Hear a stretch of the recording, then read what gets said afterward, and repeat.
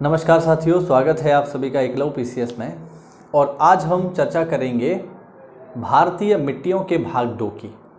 इससे पहले हम भाग 1 देख चुके हैं, जिसमें हमने डिस्कस किया था इस पूरे के पूरे मैप को, इस पूरे के पूरे नक्शे की हमने बात की थी, कहाँ इस नक्शे में क्या है। इसके अलावा 3 अति महत्वपूर्ण मिट्टियों के बारे में हमने पढ़ लिया था, जिनमें मिट्टियाँ थीं जलोढ़, लाल और काली। इन 3 मिट्टियों का अध्ययन हमने कर लिया था। आज हम शेष बची मिट्टियों का अध्ययन करेंगे।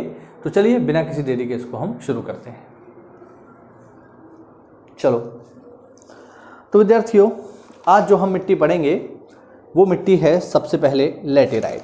चलिए, तो काली मिट्टी को पढ़ने के बाद जो अगली मिट्टी है जो हमें अध्ययन करना है जिसका, वो है लैटेराइट मृदा। चलिए,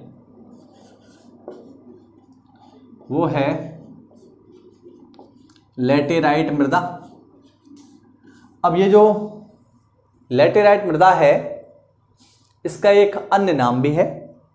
इसको हम कहते हैं मखरला मिट्टी। विद्यार्थियों, ये नाम महत्वपूर्ण है क्योंकि एक बार यूपीपीएससी में लैटेराइट ना दे करके मखरला मिट्टी के नाम से सवाल आया था, मखरला मृदा के नाम से सवाल आया था। तो आप ध्यान रखेंगे, चाहे कह दो इसको लैटेराइट मिट्टी, चाहे कह दो आप मखरला मृदा, बात एक ही है।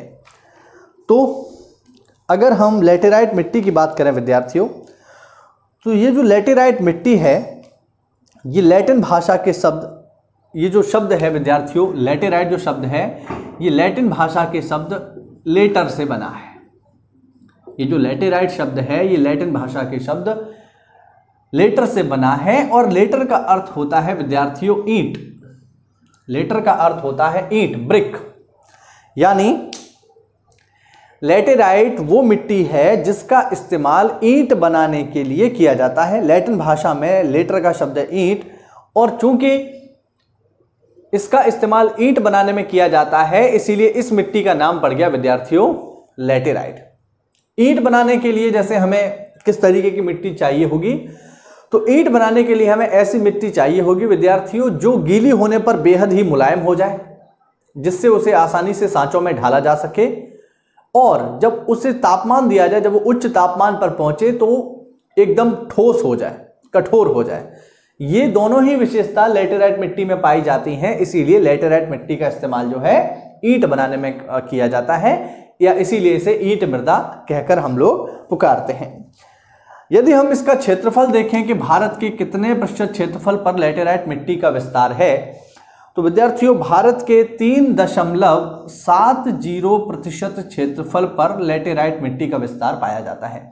भारत के 3.70% पर लैटेराइट मिट्टी का विस्तार है। यदि हम मैप पर देखें कि ये कहाँ मिलेगी, तो ये जो आपको पश्चिमी घाट के फुटेल्स दिखाई दे रहे हैं, ये पश्चिमी घाट का ये पूरा का पूरा इलाका दिखाई दे रहा है, यही है विद्यार्थियों लैटेराइट मृदा का क्षेत्र। लैटेराइट मृदा का ये क्षेत्र है जो आपको इस एरिया में दिखाई दे रहा है। अब ये जो मिट्टी है विद्यार्थियों, जो लैटेराइट मिट्टी है, ये कहाँ विकसित होती है या किस तरीके से विकसित होती है? तो लैटेराइट मिट्टी के विकसित होने की 2 दशाएं होती हैं जिनमें ये विकसित होती है। पहली दशा है उच्च तापमान और दूसरी दशा है उच्च वर्षा। तो लैटेराइट मिट्टी वहीं विकसित होगी जहां पर उच्च तापमान और उच्च वर्षा होती है। ऐसे इलाकों में लैटेराइट मिट्टी का जन्म होता है। ये दोनों ही अवस्थाएं भारत के पश्चिमी घाट क्षेत्र में पाई जाती हैं। इस वजह से सह्याद्री का जो इलाका है, इस पूरे इलाके में लैटेराइट मिट्टी जो है पाई जाती है। विद्यार्थियों, लैटेराइट मिट्टी जो है मुख्यतः 3 प्रकार की होती है, जो आपसे पेपर में पूछ सकता है। ये जो लैटेराइट मृदा है, इसके 3 प्रकार होते हैं। पहला है, यहां पर मैं इसको लिख देता हूं, जरा इसको मैं हटा देता हूं। इसके जो है 3 प्रकार हैं जिनको हम देख लेते हैं। पहला प्रकार है यहां पर भूजलीय लैटेराइट मिट्टी, में लिख देता हूं भूजलीय लैटेराइट मिट्टी। दूसरा है गहरी लाल लैटेराइट मिट्टी, गहरी लाल लैटेराइट मिट्टी। और तीसरा प्रकार है श्वेत लैटेराइट मिट्टी। ठीक है, श्वेत लैटेराइट, गहरी लाल लैटेराइट या भूजलीय लैटेराइट, ये 3 प्रकार की लैटेराइट मिट्टियां पाई जाती हैं।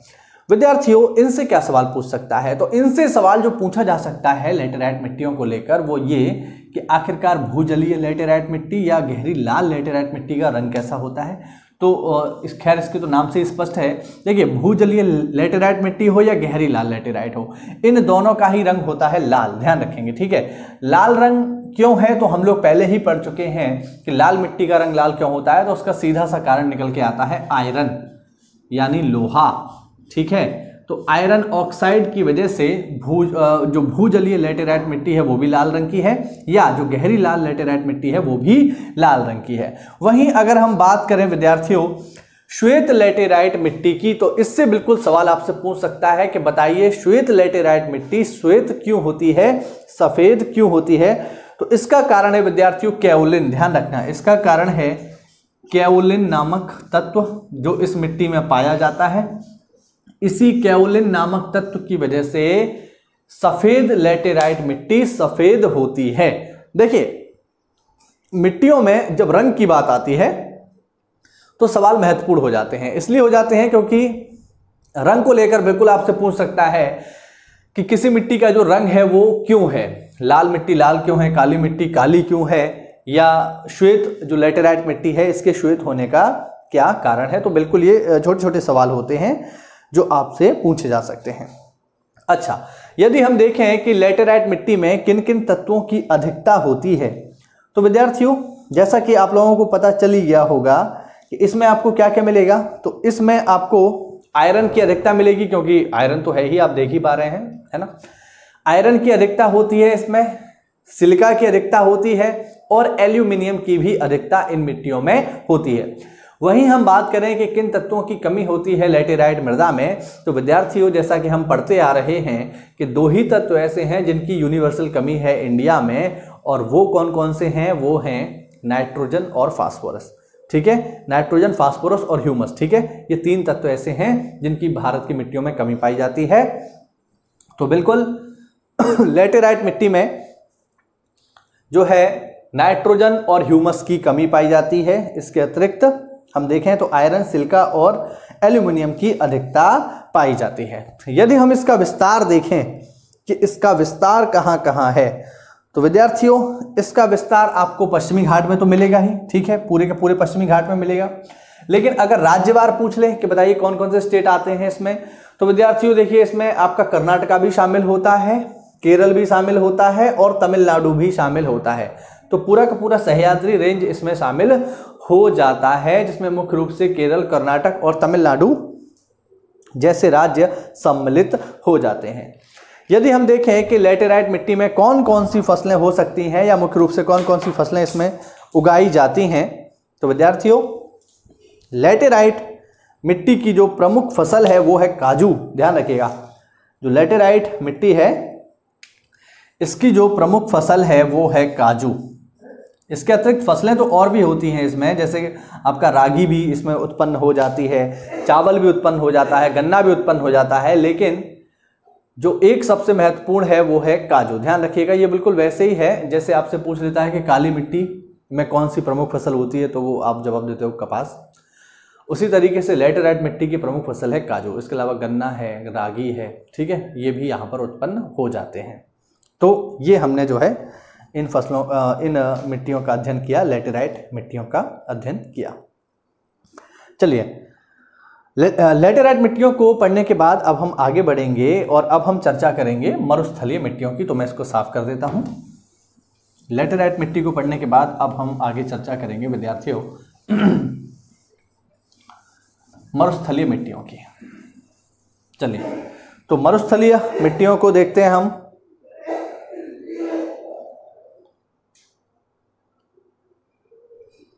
चलिए, तो देखते हैं मरुस्थलीय मिट्टियां। मरुस्थलीय मिट्टी,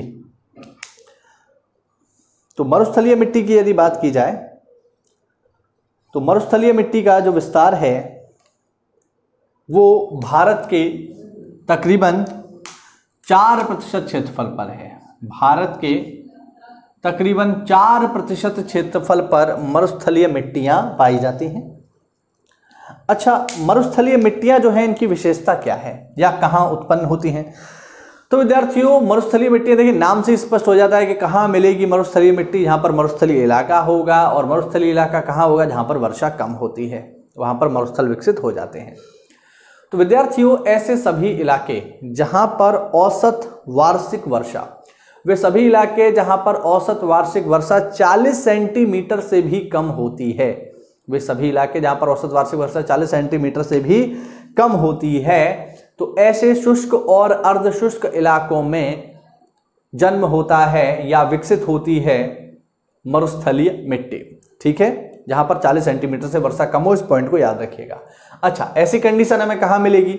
तो ऐसी कंडीशन हमें मिलती है मुख्य रूप से पश्चिमी भारत में, और पश्चिमी भारत में भी कहाँ? तो राजस्थान का जो इलाका, ये जो आप देख रहे हैं मैप पर, ये जो पूरा का पूरा इलाका है, यहाँ पर ऐसी स्थिति विकसित हो जाती है। तो ये जो पूरा इलाका आप देख रहे हैं, जिसमें आपका पश्चिमी राजस्थान आ रहा है, सौराष्ट्र आ रहा है, कुछ इलाका हरियाणा का भी आता है और थोड़ा सा इलाका पंजाब का भी आता है, ये पूरा का पूरा जो इलाका है ये मरुस्थलीय मिट्टी के लिए फेमस है। अब ये जो मिट्टी है विद्यार्थियों, जो मरुस्थलीय मिट्टी है, ये अनुउर्वर होती है। ये कैसी होती है? अनुउर्वर, यानी इसमें सामान्य रूप से फसल नहीं उगाई जा सकती। ठीक है, इसमें सामान्य रूप से खेती नहीं की जा सकती, क्योंकि ये खेती के लिए उपयुक्त नहीं है। खेती के लिए हमें चाहिए नमी, और जब यहाँ बारिश ही नहीं होगी तो फिर खेती कर पाना काफी मुश्किल हो जाता है। ठीक है, तो सामान्य रूप से ये जो मिट्टी है अनुउर्वर होती है। ठीक, और विस्तार हमने इसका देख ही लिया। इसका विस्तार हमें कहाँ मिलेगा? इसका विस्तार जो हमें पश्चिमी राजस्थान, सौराष्ट्र, हरियाणा और पंजाब के इलाकों में हमें मिलेगा, और पश्चिमी राजस्थान में भी ये हमें देखने को मिलती है। तो ये हमने पढ़ा विद्यार्थियों मरुस्थलीय मिट्टी को। चलिए, मरुस्थलीय मिट्टी को पढ़ने के बाद अब हम आगे बढ़ेंगे और अब हम देखेंगे यहाँ पर पर्वतीय मिट्टियाँ। देखिए, छोटे छोटे टॉपिक हैं ये, कोई खास बड़े बड़े टॉपिक नहीं है, लेकिन हाँ कम से कम जो इनका एरिया है, मैप पर जो इनकी लोकेशन है, जो एरिया है, वो आप लोग ध्यान रखिएगा। और सबसे इंपॉर्टेंट चीज़ जो है, ये कितने प्रतिशत क्षेत्रफल पर पाई जाती है। देखो, स्टार्टिंग की जो 3 मिट्टियां हैं, जैसे आपका जलोढ़ हो गई, काली हो गई, लाल हो गई, इनका जो एरिया है वो तो आसानी से हमें मिल जाता है, लेकिन इसके बाद जो एरियाज हैं वो हमें आसानी से नहीं मिलते हैं। और यहाँ जो भी मैं आपको एरिया बता रहा हूँ, जैसे अगर आपने नोटिस किया होगा तो हमने देखा था कि लैटेराइट का इलाका जो है कम है, जबकि मरुस्थलीय मिट्टी का इलाका जो है ज़्यादा है। मरुस्थलीय मिट्टी जो है 4% पर है और लैटेराइट मिट्टी जो है वो 3.7% पर है। तो इस अंतर को आप ध्यान रखिएगा। ठीक है, और ये जो है, जो भी मैं आपको ये जो जानकारी दे रहा हूँ मैं परसेंटेज की, ये हमने ली है कहाँ से? ये हमने ली है भारत का भूगोल, जो माजिद हुसैन जी की किताब आती है वहाँ से हमने लिया है। तो बिल्कुल ऑथेंटिक है, इसमें कोई भी गलती होने की संभावना नहीं है। ठीक है, तो आप इसको ध्यान रखना। आप अगर चाहोगे तो मैं लेक्चर के एंड में वो पूरा लिस्ट लगा दूंगा, जिसमें इनका परसेंटेज और किस मिट्टी जो है, कौन सी मिट्टी जो है कितना एरिया कवर करती है भारत में, वो भी आपको पता चल जाएगा, तो आप उसको देख सकते हो। तो चलिए, तो अब हम देखेंगे यहाँ पर पर्वतीय मृदा। ठीक है, पर्वतीय मिट्टी यानी पर्वतीय मृदा। अच्छा, अब पर्वतीय मृदा की अगर बात की जाए तो पर्वतीय मृदा जो है विद्यार्थियों, ये कहाँ मिलेगी हमें? तो ये जवाब तो बेहद ही आसान है। इसका विस्तार हमें कहाँ मिलेगा? इसका विस्तार हमें मिलेगा पूरी की पूरी हिमालयन रेंज पर। जो हिमालयन रेंज है, जो हिमालय क्षेत्र है भारत में, वहां पर इसका विस्तार मिलता है।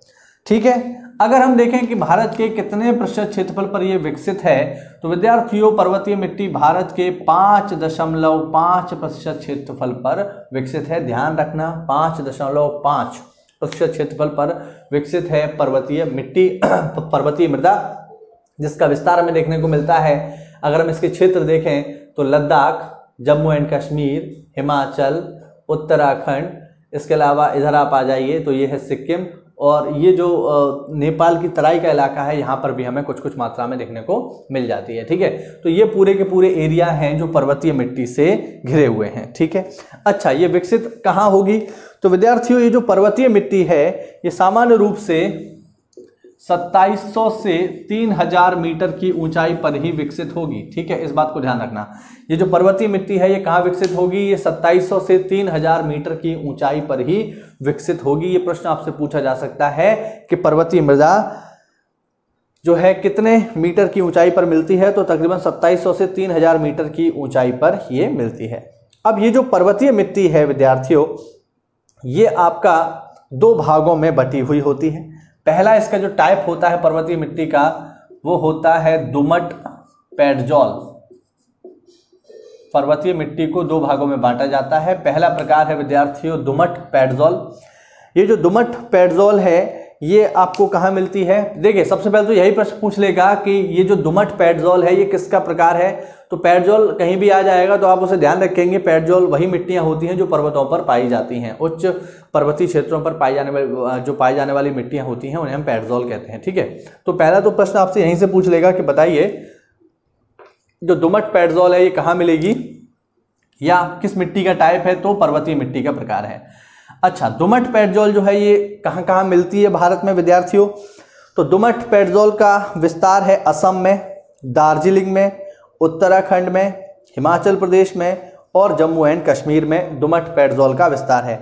यदि हम देखें कि दोमट पेडजॉल में हमें कौन कौन सी वनस्पतियां देखने को मिल जाती हैं, तो देवदार और चीड़ जैसे जो वृक्ष होते हैं जो हमें हिमालयी क्षेत्रों में देखने को मिलते हैं, वो दोमट पेडजॉल में ही पाए जाते हैं। इस बात का आप लोग ध्यान रखेंगे। ठीक है, जो भी लोग तैयारी कर रहे हैं UKSSC की, वो इस पॉइंट को जरा सा अच्छे से देखेंगे। ठीक, तो दोमट पेडजॉल जो है वो देवदार एवं चीड़ की जो वनस्पतियां होती हैं वहां पर पाई जाती है। तो इससे पहचान हो जाती है ये कहाँ हमें मिल रही है। दूसरा जो इसका टाइप होता है पर्वतीय मृदा का, वो है विद्यार्थियों उच्च स्थानीय, हाई एल्टीट्यूड सॉइल, हिंदी में उच्च स्थानीय मृदा।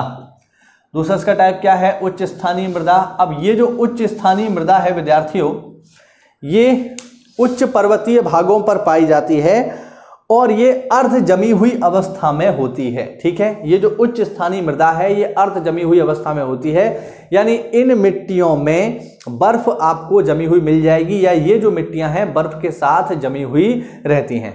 अब चूंकि यहां पर जमी हुई मिट्टियों की बात हो रही है, तो एक वर्ड जो है जो आपसे अक्सर करके सिविल सर्विसेज एग्जाम्स में पूछ लेता है वो है परमाफ्रॉस्ट। ठीक है, एक वर्ड है यहाँ पर जो कि है परमाफ्रॉस्ट, वो बिल्कुल इसी से जुड़ा हुआ है और आपको पता होना चाहिए कि परमाफ्रॉस्ट क्या है।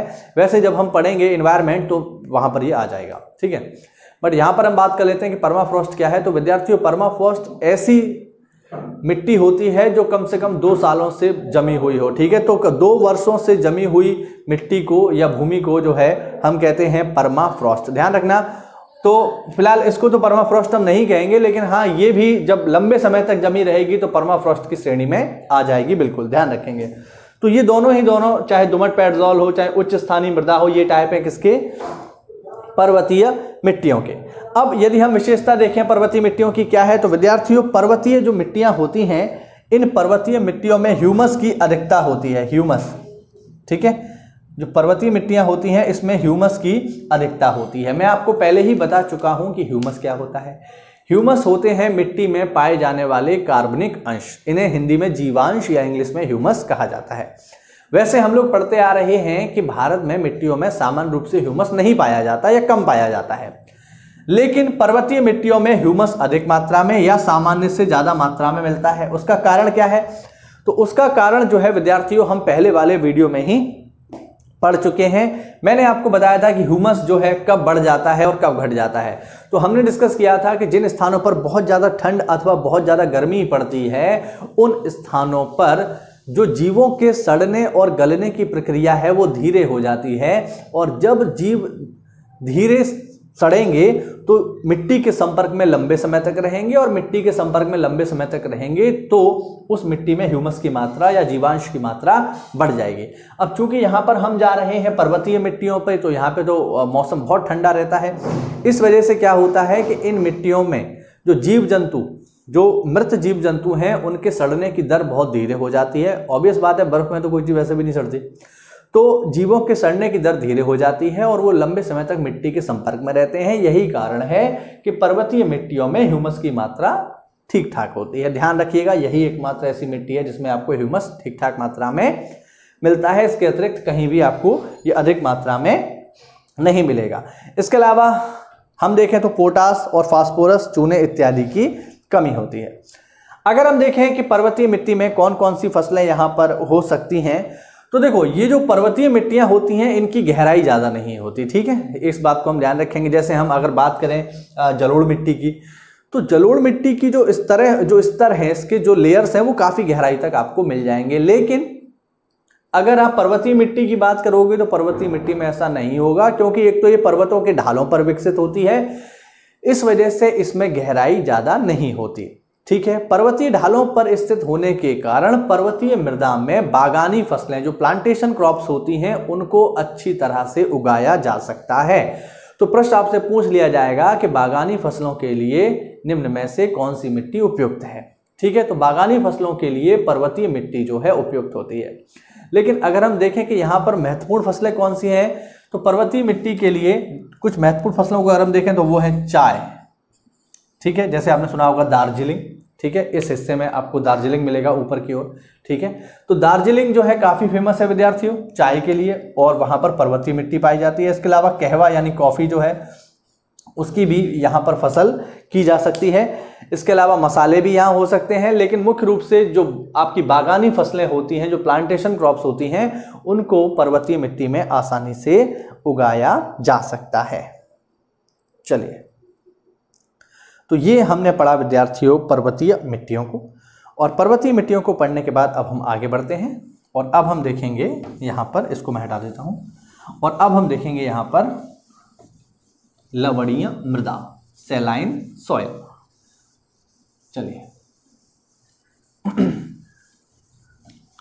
और अब हम देखेंगे विद्यार्थियों लवणीय मृदा को।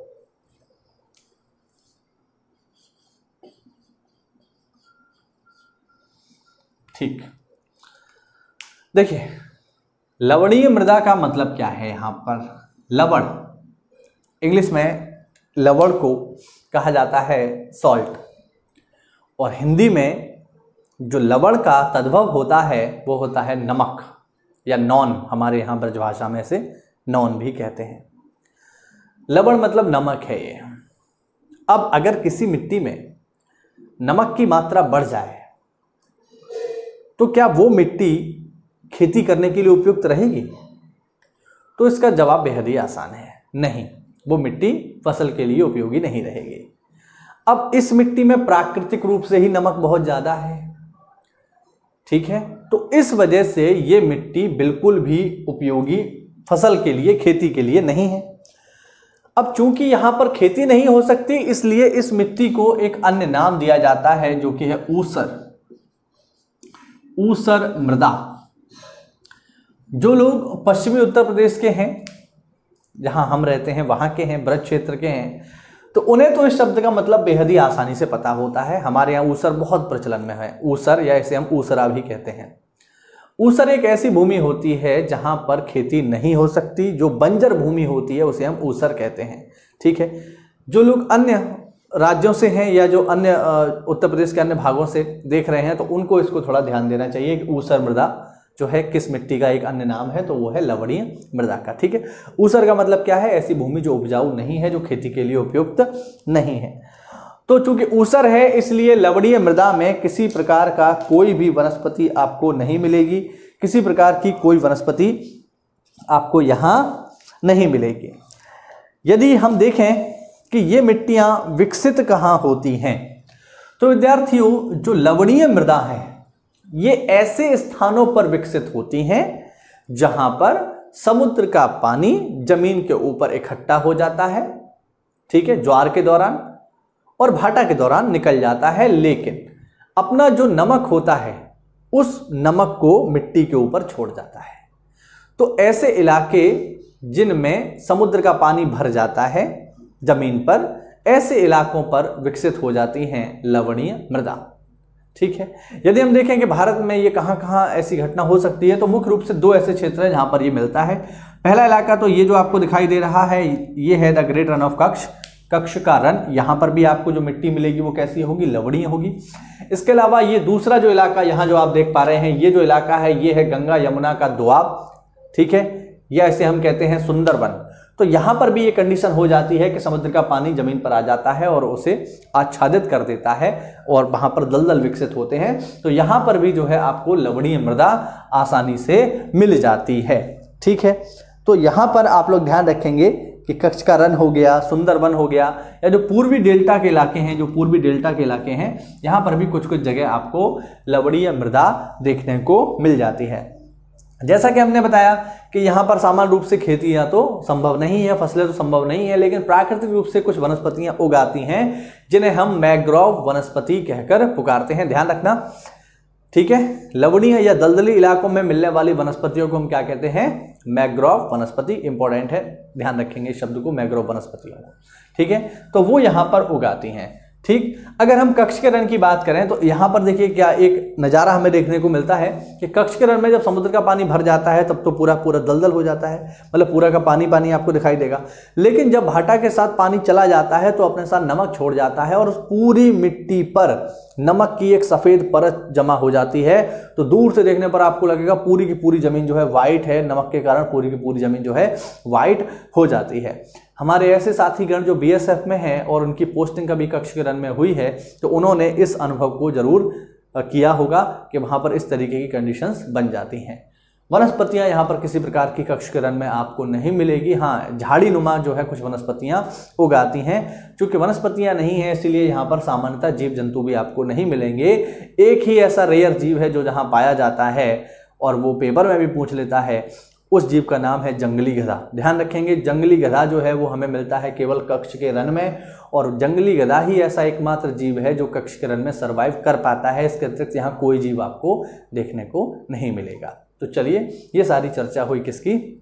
लवणीय मृदा की। तो बहुत छोटा सा ये टॉपिक था जो हमने यहाँ डिस्कस किया। अब एक प्रकार की मिट्टी जो है यहाँ पर और रह गई जो बहुत छोटी सी है, जो मैं आपको बस ओरली बता देता हूँ। चलिए, कम से कम नाम तो उसका हम लिख ही देते हैं यहाँ पे। वो मिट्टी है विद्यार्थियों पीट मृदा। हालांकि मैंने पीट मृदा को मैप पर कहीं भी इंडिकेट नहीं किया है क्योंकि उतना महत्वपूर्ण ये है नहीं और मैप पर इसको दिखाना भी संभव नहीं था। चलिए देखते हैं पीट मृदा। ठीक है, तो चलिए पीट मृदा की यदि हम बात करें विद्यार्थियों तो पीट मृदा कहाँ होगी? तो पीट मृदा ऐसे स्थानों पर विकसित होती है जहां पर नदी का डेल्टा, मतलब वे इलाके जहां पर नदी डेल्टा में पानी भर जाया करता है, ऐसे नदी डेल्टा वाले इलाकों में विकसित हो जाती है पीट मृदा। ठीक है, जहां पर समुद्र का पानी भरेगा वहां पर विकसित होगी लवणीय मृदा, और जहां पर नदी डेल्टा का पानी इकट्ठा हो जाता है वहां पर विकसित हो जाती है पीट मृदा। रंग की हम अगर बात करें तो इसका रंग जो है विद्यार्थियों काला होता है। ध्यान रखना, पीट मृदा का जो रंग है वो कैसा है? वो काला है। और इस मिट्टी में जो है खास अगर हम देखें तो ये जो मिट्टी है सामान्य रूप से अनुर्वर होती है। सॉरी, ये जो मिट्टी है ये अनुर्वरक नहीं है और इस मिट्टी में वनस्पतियां अच्छी मात्रा में हो जाती हैं। तो ये अनुर्वर नहीं है, यहाँ पर वनस्पतियां ठीक ठाक मात्रा में हो जाती है। यानी ये जो भूमि है, ये जो मिट्टी होती है ये उर्वरक होती है। यहाँ इस मिट्टी की उर्वरकता ठीक ठाक होती है, अच्छी होती है, काफ़ी सारी वनस्पतियाँ यहाँ पर उग आती हैं। इसके अलावा यदि हम देखें कि इस मिट्टी में कौन सी प्रमुख फसल हो जाती है तो वो है धान। याद रखेंगे, इस मिट्टी में प्रमुख रूप से धान उगाया जाता है पीट मिट्टी में। और यदि हम देखें कि ये कहाँ मिलती है इंडिया में, ठीक है, तो ये केरल के इलाके में मिलती है और केरल के भी 2 जिले ऐसे हैं जहाँ पर ये मिलती है। इसके अतिरिक्त आपको इंडिया में और कहीं नहीं मिलेगी। वो कौन कौन से जिले हैं? वो हैं कोट्टायम और अलपुझा। ध्यान रखना, मैं लिख देता हूँ यहाँ पर,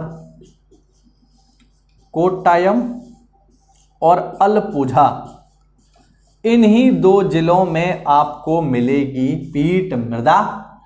इसके अतिरिक्त पीट मृदा आपको पूरे भारत में कहीं भी जो है देखने को सामान्य रूप से नहीं मिलती है। अगर पूछा भी जाएगा ये मिट्टी कहाँ मिलती है तो आप जो है यही जवाब देंगे, केरल के कोट्टायम और अलपुझा जिलों में ही विस्तार है मुख्य रूप से पीट मृदा का। ठीक है, अब मैप पर इसको दिखा पाना संभव नहीं था, इस वजह से मैंने बस थोड़ा सा आपको बता दिया। यही 4-5 पॉइंट हैं इसके, और आपको कुछ भी इसमें याद रखने की आवश्यकता नहीं है। तो ये आज हमने डिस्कस किया विद्यार्थियों विभिन्न मिट्टियों को, जो 8 प्रकार की मिट्टियाँ थीं उनको जो है हमने आज डिस्कस पूरा का पूरा कर लिया। अब कुछ टाइप्स जैसे छोटे छोटे और भी हैं जो रह जाते हैं, जैसे अम्लीय मिट्टियाँ कौन सी हैं, क्षारीय मिट्टियाँ कौन सी हैं। तो जब हम मिट्टी की समस्याओं का अध्ययन करेंगे, जैसे जब हम पढ़ेंगे अपर्दन को, मृदा अपर्दन की समस्या को पढ़ेंगे, हम डिफॉरेस्टेशन जो है इसको जब हम जानेंगे, मरुस्थलीकरण की जो है समस्या, इनको जब हम पढ़ेंगे, ठीक है, तब हम अध्ययन करेंगे अम्लीय और क्षारीय मृदा का, और उसी समय हम जान लेंगे कि कोई सी मिट्टी जो है कब अम्लीय हो जाती है और कौन सी मिट्टी कब जो है क्षारीय हो जाती है। ठीक है, हालांकि अगर मैं अपने क्षेत्र की आपको जानकारी दूं, मैं जिस जगह रहता हूं ये है कासगंज, उत्तर प्रदेश का। तो उत्तर प्रदेश के कासगंज में जो मुख्य रूप से मिट्टी पाई जाती है, वैसे तो अगर देखा जाए तो ये इलाका जो है, मैं अपने क्षेत्र की बात कर रहा हूं तो वो तो जरूर मिट्टी के एरिया में आता है, लेकिन मैं जिस जगह पर हूं यहाँ पर जो हमारी मिट्टी है वो क्षारीय है। ठीक है, तो उसको हम डिस्कस कर लेंगे फिलहाल, बाद में मैंने अपने शहर के बारे में आपको जानकारी दी। तो ये जो क्षेत्र हैं आपके, इनको हम पढ़ेंगे तब जब हम पढ़ेंगे मिट्टियों की समस्याओं को, जिनमें मुख्य रूप से हम पढ़ेंगे मृदा अपरदन को। ठीक है, बीहड़ जो विकसित हो जाते हैं, जिन्हें रेवाइन कहा जाता है, ठीक है, जो चंबल घाटी का क्षेत्र है वहां पर बड़े बड़े बीहड़ विकसित हो जाते हैं, जिनका कारण क्या है, अवनलिका अपरदन। ठीक है, नदियों द्वारा किया गया अपरदन। तो हम जानेंगे अपरदन के क्या क्या कारण होते हैं और उसके क्या क्या परिणाम होते हैं। तो इस वीडियो में इतना ही रखते हैं। अगर आपको इस वीडियो में कोई नई जानकारी मिली हो तो वीडियो को लाइक करें, चैनल को सब्सक्राइब करें, और मिलते हैं अगली क्लास में। तब तक के लिए जय हिंद, जय भारत।